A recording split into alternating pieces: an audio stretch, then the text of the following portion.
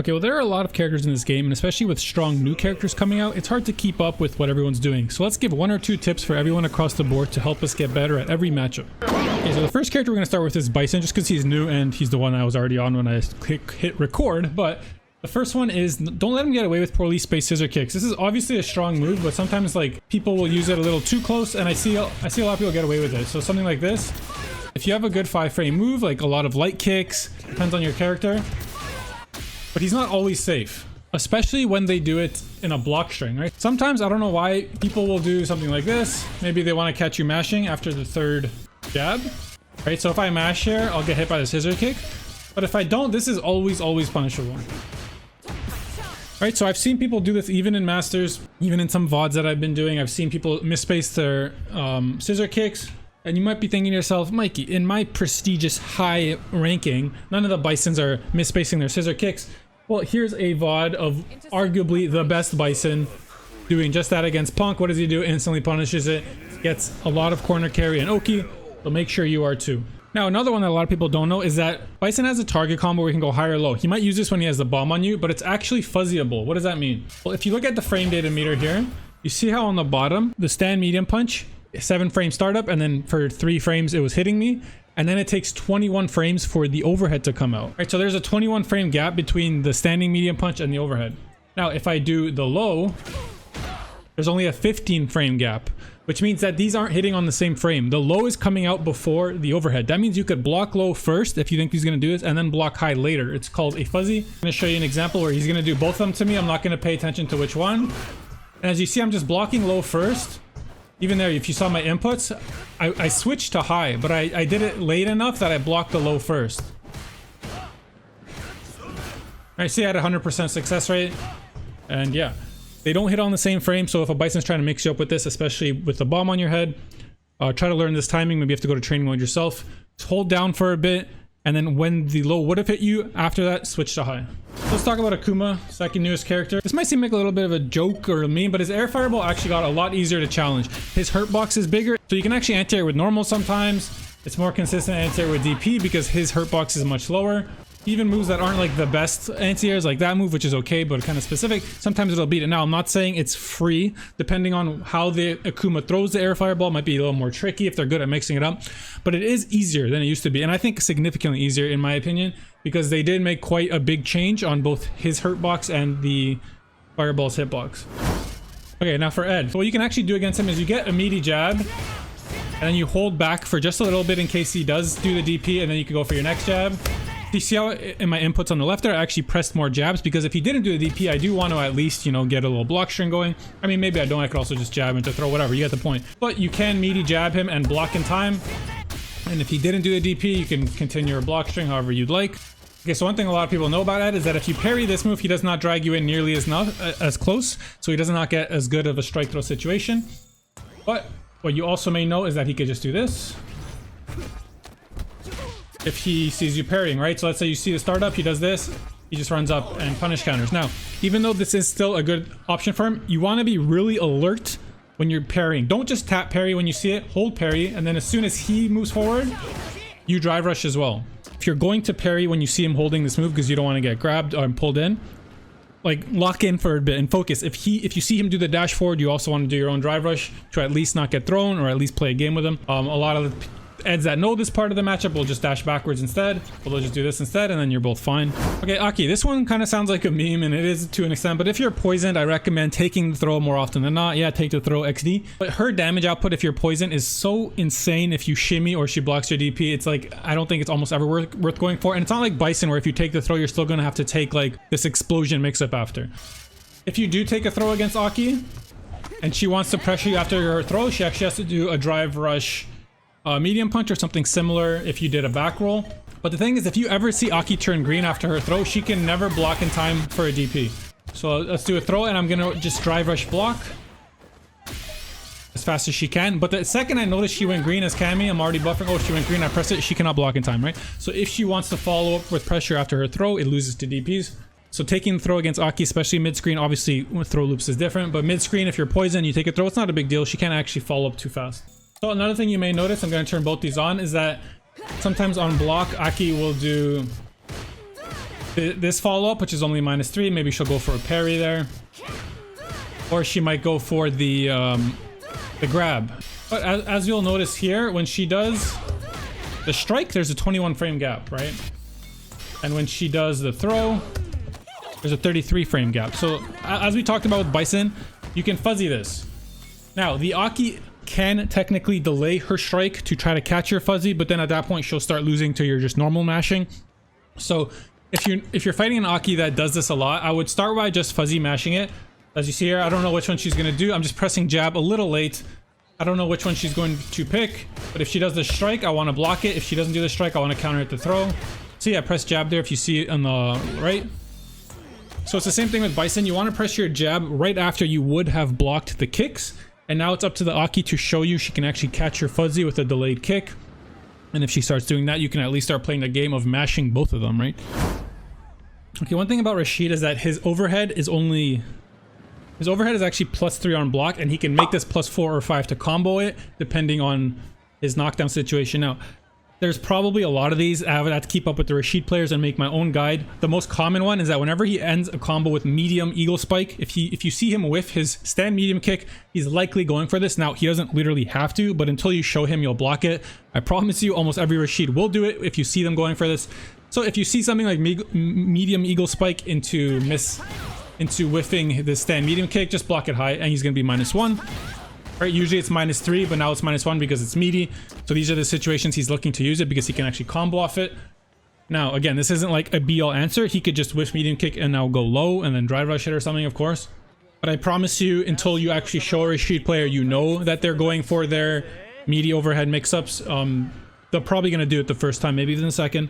But just keep it in mind. So if you do know Rashid setups to go for his overhead and you notice them going for it, like whiffing a stand medium kick after the eagle spike, I would default to blocking high, or at least block low and like super pay attention, lock in for the overhead. Because it is 22 frames, right? That could be reactable for some people, depending on how juiced you are. But yeah, just keep that in mind. Another thing about Rashid is that this has been talked about a long time ago, that maybe they'll try to set this up meaty after an eagle spike. If you do not quick rise the eagle spike, you can just always DP this.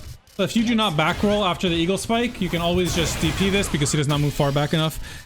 If you do back roll and he makes you block this, he'll be super plus because you're blocking the late version of his 3-hit fireball, and now he has the tornado to kind of go behind and get his advanced specials. So if you notice a Rashid player is going for this, now the higher you go, the less likely they probably are still going for this because the counterplay has been found out. But keep that in mind. Okay, so this one's kind of well known, but if Luke has level 3, don't try to drive impact this, right? So if you notice he has level 3, obviously don't do it. Now you want to instead go for things like DP. You could even neutral jump and just hit him with the cross up on the way down.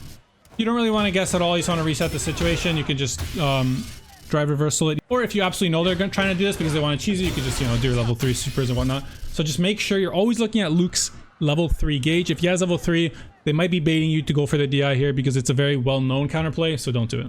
So another thing about Luke is that his Sandblast is a very good neutral tool at this spacing, because it's hard to react to and just jump over because it's a very quick. What you want to try to do is that if you notice that Luke's doing here a lot, you don't want to gamble with jump, is try to learn the perfect parry OS. So what that means is that I'm pressing parry and I'm pressing forward while I hold my parry just for a little bit. If I don't get the perfect parry, see how my dash doesn't come out because I'm kind of in the animation of my parry absorbing a hit.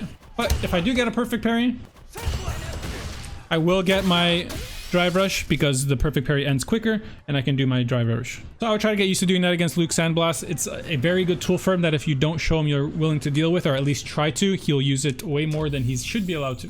So one buff that Jamie got a while ago is that if he holds down the throw button, he will get a +7 situation here and get a drink. Now this seems like okay. He can't actually throw you or throw loop you or anything. He's giving up his ability to throw loop here. But now, just because you see him take a drink doesn't mean you're allowed to jump out or anything. He can instead meet you with this. Right, so I'm going to try to jump out because oh, look, he's taking a drink. That means he's giving up his throw loop. Okay, he can still meet you. But his meaty is not that great here. I don't think. I have a very high success rate. If I see a Jamie taking a drink, I just default to always DP first, just because I know that they love doing this medium kick because it's like his free meaty. It's kind of auto-timed for him. I'm not saying you should DP every time you see Jamie take a drink here, but just know that he cannot throw loop you if you see him take a drink. He can still meet you. You can also try to just block for a bit And if you notice he didn't go for the meaning kick, then you can jump out or something. Stay aware of the situation here. Another thing about Jamie is that they buffed his medium punch to be +2 on block, right? So what I noticed a lot of people actually doing now is that because it's +2 on block, they're going for 2 of them. Now this is absolutely fake because there's a 6-frame gap. Now maybe it's just because I play Cammy and her crouch medium punch is 7 frames, a lot of them are 6, but this is actually a 6-frame gap which will catch 7-frame moves, but it will not catch like 4 or 5, right? So if you notice that Jamie's going for this, you know, you got to call them out. Don't let them do it for free. It will eat at your drive gauge quite a bit, but it is +2, so he can frame trap you into other moves. But I've noticed a lot of Jamies are going for 2 standing medium punches now, which, you know, yes, it will catch 7-frame moves, but not anything lower than that. Don't let him get away with that. Lastly, I'm sure a lot of you have noticed that sometimes Jamies will just mash on heavy punch while they're blocking. His heavy punch reaches very far forward. It's only 5-frame startup, so you'll catch any fake block strings like this. But even if he counter hits you, he does not get a combo. A lot of Jamies, I think, like to default for grab here. What I like to do is I'll default to jumping back, but I won't always do it. And if you block it, he's actually minus. All right, so let's say you know he's doing that, so you block it. He's actually -3, and it's kind of the same situation for you. You can try to block, you can try to throw him. A lot of Jamies will try to parry in this situation, but just try to make sure you're familiar with how it works. It's kind of hard to deal with. If you're doing anything that's a fake block string, you will get punched in the face, but just know he does not have a follow-up. Try to pay attention what the Jamie does if you block it, right? Do they try to parry your follow-up? A lot of them do. Go for a grab. Even on counter hit, it's only +3. So try to pay attention if they're going for a strike or throw, right? It's a different situation, but try to make sure you know how this works. Okay, so one thing to notice about Manon is that if she does this overhead after her command grab, she's -9, right? So do not press buttons that won't reach her. Like Cammy's stand heavy kick is one of the better ones in the game that reaches very far. It's 11 frames, so even if it did reach, it would not hit her, okay? So if you're going to block this, don't just swing with some move that's not going to reach anyway, because it's literally like a built-in spacing trap because it's only -9. Now it will lose to like 9-frame super, so Cammy can level 3 it. It's a little character specific. I will get a punish counter here because it's -9, right? I'm sure most characters can't do that. Maybe some can, I don't know. Chun Li's level 2 probably, I don't know. That's character dependent. Now if you have a read on this, you can actually DI it. I would not just default to doing this though, because she obviously does not have to do this overhead and it's kind of hard to react to. That being said, I would just hold back.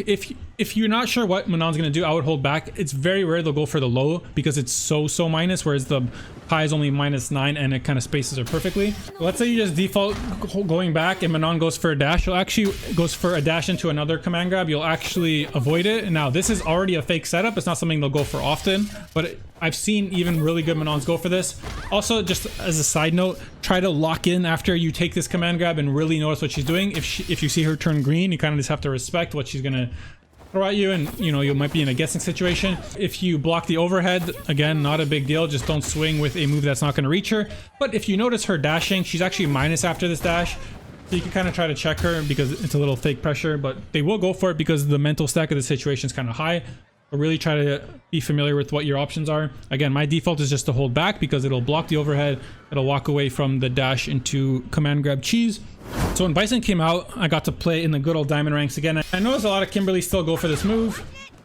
I have to assume that maybe a lot of players still don't know the counterplay, so they have this positive feedback that they should keep going for it. But if you just jab, there's nothing she could do that beats this jab except land and try to perfect parry the jab. Everything else, if she jumps away, your jab will just whiff and it's a good situation for you. If she jumps straight up or over you, your jab will always just win. And keep in mind that when you jab her out of this, she's in a forced knockdown situation because you jabbed her out of a special move. So you can get a level 3 or whatever, right? Doesn't matter what she does here. She cannot beat this jab. The only way she beats this jab is by doing this and then trying to perfect parry it, right? Kind of YOLO option to go for. I don't think a lot of them will default to it. So if you're playing against a Kimberly that still goes for this forward heavy kick move, you can just jab the follow-ups. I also wanted to just point out that this works for her EX teleport as well. A lot of Kimberlys will go for this move to kind of just skip neutral. If you do manage to just jab her out of it, just remember that she's also in a forced knockdown situation. Doesn't matter what you use. Same thing applies. Make sure you actually get a combo. Even if it's just something like spiral arrow for the corner carry, whatever your character can do. Just keep in mind that if you're looking for this EX teleport and you catch it, you're going to want to follow up. Don't just hit her and let her fall. Okay, so a lot of people might have trouble dealing with charged Gladius, and it is kind of hard to deal with. But just keep in mind that she only has armor on the upper body. So if you know that, especially they like to charge it a lot, that gives you a lot of time to just move up and sweep her. Even like a little bit late, right? or just do something like this. Now, this isn't reliable, right? If they start not charging it, you're going to run into it. But just keep it in mind. A lot of them love to mash this on block, because if they catch you doing a fake block string, that'll hit you and they get a pretty good follow-up. But if you end up blocking this because you know that they're pressing it on block and you just made them do it, or they just block stringed into it, you can kind of play this drive impact game with her, where if she does a normal gladius, she'll drive impact it, but if she does a charged one, you won't. That's not that reliable. I personally like to, if I want to play it safe, I'll just wait and I'll try to perfect parry it. Even if I don't, big deal. At least I'm not eating a million drive gauge. But if you know she's doing this kind of thing, you can just use an EX reverse, right? Don't go for DI, go for a reversal to actually beat it. If you're Cammy, sometimes your DP is a little bit of a joke and you won't actually beat it, and she'll recover way before you and get a punish counter. So with Cammy, you're going to want to do something like this instead. But if you're a character that has a multi-hitting EXCP, which is most of them, you should just blow her up no matter what she does.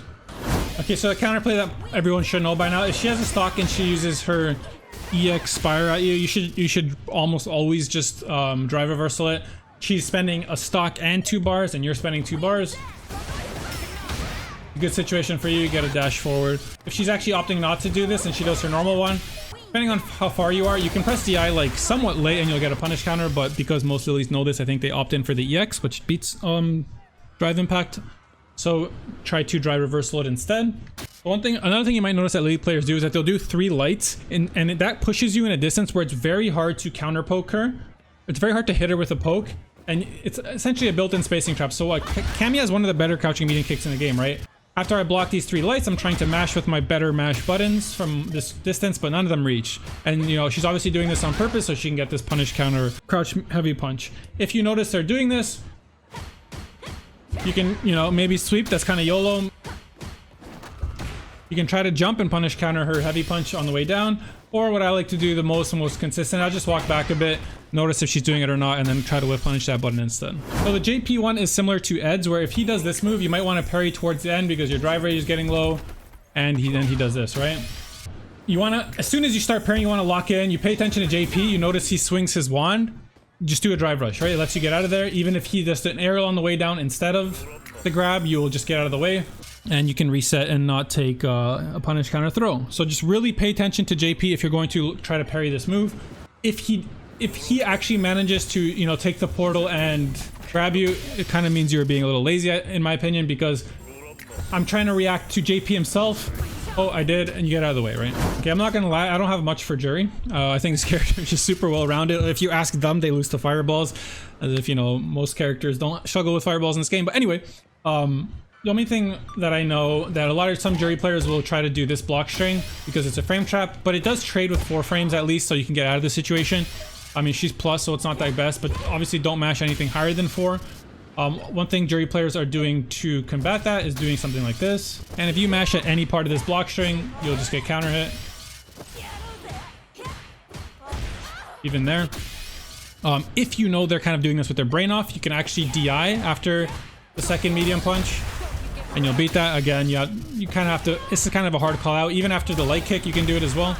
It's kind of a hard call out because she doesn't have to do this stock. But a lot of Juris are doing this block string, so if you notice you're fighting one that is, just keep that in mind. Try not to mash. If they're doing it with their brain off, you have the option to DI it.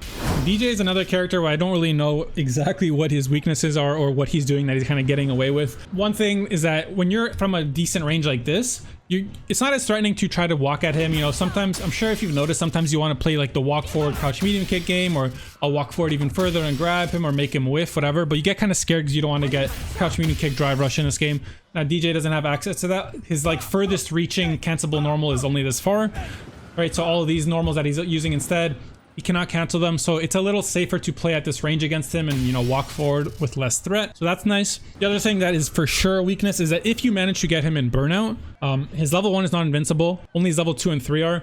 So I think DeeJay is very weak in burnout. He kind of has to eat a DI more often than other characters because his level 1's not invincible, so just keep that in mind as well. Sometimes I don't even mind if DeeJay's at like 2 bars or less. I'll just pressure him. I won't even respect a DP because I don't care if he does a DP, because once he's in burnout, it feels like he's one of the easier characters to checkmate. So if you're really good at managing drive gauge, or you have specific combos or block strings that chip out someone's drive gauge more than they should, keep that in mind against DeeJay, because I think he's one of the worst characters in burnout.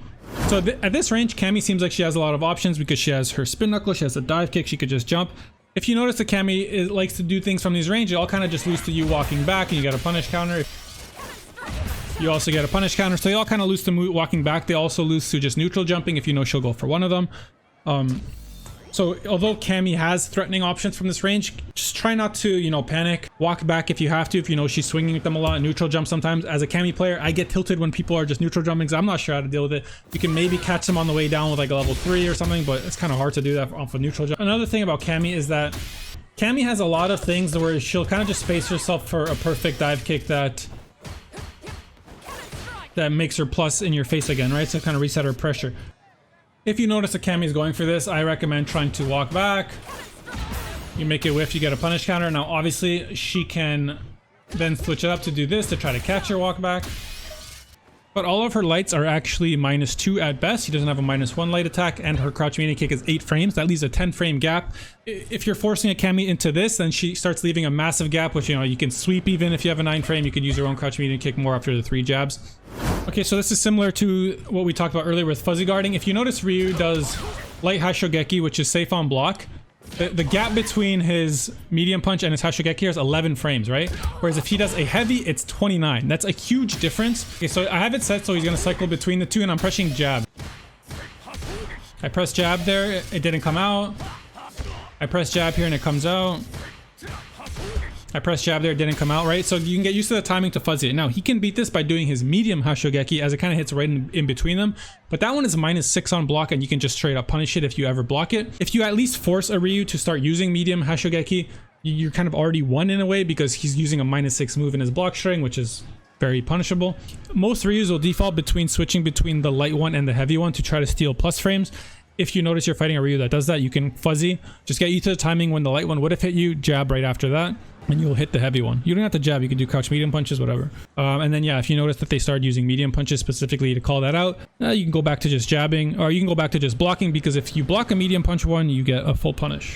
Okay, so the go-to tip against Honda is to just practice perfect parrying his headbutt, which still applies, but I just want to let you know that when you try to parry this, and let's say you're wrong, he's much further. Yes, he's still +1. This is a change he got. It's kind of a pretty big nerf in my opinion, that he's still +1 after butt slam, but he's much further away from you. Because he's much further away from you, if you just decide to walk back, his jab will whiff and he cannot go for his command throw. That used to be something he could do in the last patch, where he could command throw you, because you're +1, he's +1, you're kind of scared. You can no longer do that, it'll just whiff. So you're free to try to walk back and get out of the situation. Or if he tries to stop you from walking back by doing like a crouch medium kick or something, he's only +1, you can start doing your own faster moves to catch it. So Blanka is another character I don't have a lot of tips for. I feel like he's kind of well-rounded. But one is for sure is that you want to get used to being able to tell if to use the light Blanka ball or heavy very quickly. So with this heavy one, he kind of does this wind up and then he yells pretty loud. Whereas with his light one, it just kind of comes out instantly. So they might try to bait you into perfect parrying or something. So in a sense, this is actually almost fuzzyable as well if you can't react to the startup. The fact that he's doing like the slower one, that right when he makes contact with you, like the frame after, just try to jab. And if he didn't make contact with you, you should punish counter him. Whereas if he does, I got a punish counter. I'm trying not to react to what he's doing. I'm just gonna press jab right when I think I would, right after I would block it, like that, right? So there I pressed jab, but because I was in blocks and I didn't. Now that's a little trickier to time. I think just getting used to which one is which is better. Okay, honestly, I don't have like a specific beat this by doing this against Guile. I think he's, you know, he's a character that's just good at what he does. He's going to try to keep you out with booms. Just a general tip that I noticed that a lot of people don't do is be more comfortable just walking at him, right?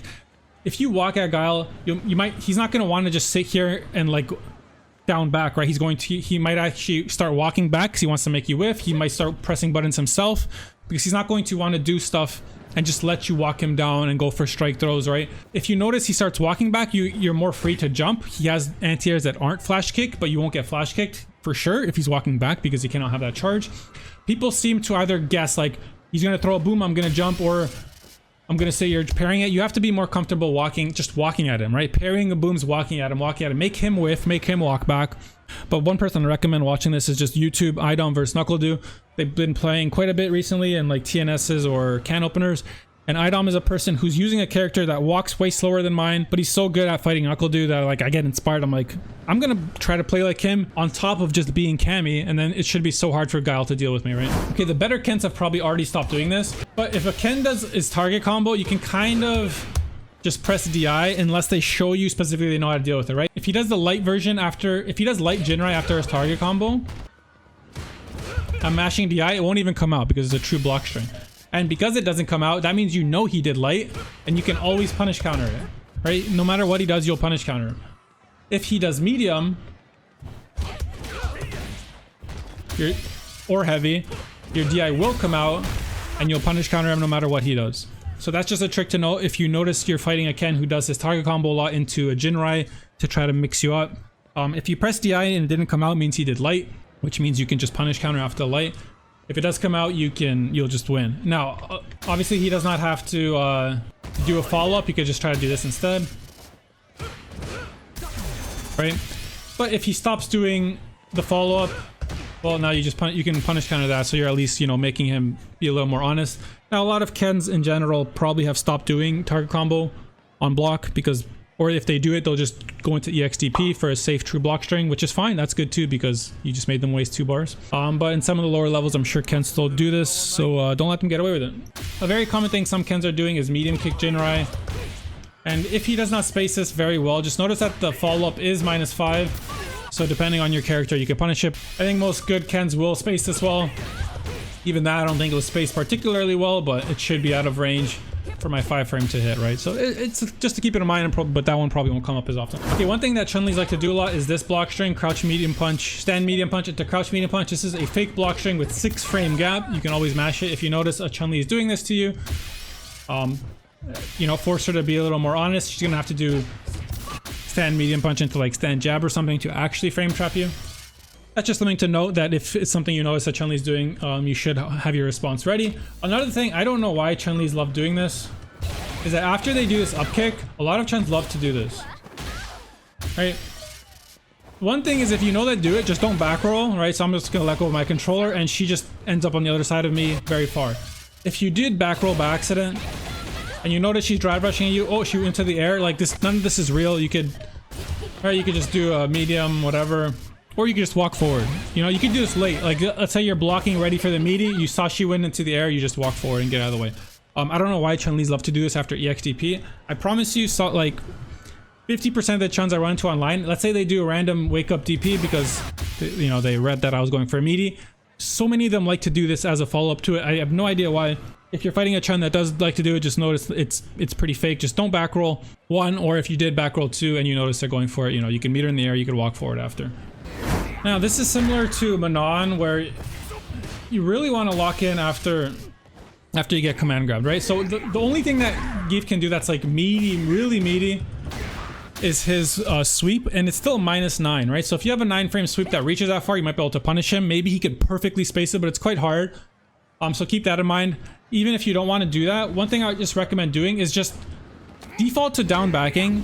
Okay, if you notice he did this sweep, okay, whatever, it's -9, you could at least take your turn, right? Another thing you might notice that they'll go for the overhead. I'm gonna do this as fast as possible. Now, the one thing to notice that this actually is not meaty. If you were to wake up jab, you would catch it, which is good, but maybe you don't want to take that gamble. Just to know that because the sweep is meaty and this one is not, you could do what we talked about earlier. You block low for 1 or 2 frames and then block high, you'll catch both. And one thing is that in this situation, you really just want to lock in, right? The only thing he's going to meet you with is sweep. If you're just defaulting to crouching, blocking, and reacting to the overhead, you really quickly realize he didn't do either of them. But like, you know, just, you know, don't let him get away with too much. He might do like some light kick into the running grab. Just be on your toes, right? Don't like slip up in the situation. I feel like they're trying to mental stack you here, but his options aren't actually that good after he hits his command grab on you. That being said, Zangief's just a good character. Another thing to notice that if he's charging his heavy punch in neutral, it's something I know I like to do against Cammy because it'll beat dive kick and it'll beat stand heavy kick, which are 2 of Cammy's better options. It'll also beat spin knuckle. This is something Zangief's like to do. If you notice they're doing it a lot, this is similar to Marisa, that it does not beat lows. It does not armor through lows, so you can, you know, if you have a fast enough walk speed, and you notice they're doing that a lot, you know, you can be less hesitant to do walk up crouch medium kicks, walks up sweeps even, but you know, sweeps a little risky for its own reasons. Yeah, it only armors moves that hit like his waist and above. Okay, so 2 quick things about Dhalsim is that you really want to get comfortable with which move will hit him out of the air if he does a teleport, right? Usually they'll try to teleport at this distance because he can get an aerial right away. If you do hit him out with any move possible, it doesn't matter. He's in punish counter state. Make sure you actually make him pay for it. That being said, sometimes they'll try to go a bit higher to do something like this. And that's just something you want to get used to dealing with, right? My jab isn't going to hit here. So what move will? If I notice he did higher than I expected, I can go for air throw. With Cammy, I can go for back heavy kick. Like, I already know these answers. It depends on your character. So just get used to dealing with teleport at like your head height, which is usually just jab into whatever. Or if he does it a bit higher because he knows you're good at dealing with it, get used to dealing with that. Second thing is that similar to Cammy, a lot of Dhalsims will do tricks that kind of perfectly space him out to be plus on block with a dive kick and to go over anything you're mashing. So something like this, right? He punish counters it. So just get used to it. If you notice Dhalsim's doing this a lot, you know, you're going to want to mash with moves that hit higher and late. If you hit him out of this, he's also in punish counter state. So you could do something like that. Even if you didn't trade and you just did, you know, something like this, depends on what you can do. Also, like we talked about with Cammy, you can also just walk back a bit. Oh, because they're trying to space this so low so they get plus frames, right? So walking back will inevitably make it whiff. Sorry, the video is getting too long now. Anyway, that's something for every single character. Some of them I tried to be a little more obvious. Some of them are a little more nuanced. I hope you learned something. If you did, I appreciate a like, comment, and subscription. Let me know anything else you want to see fighting game related, my friends. Stay beautiful. See you next time.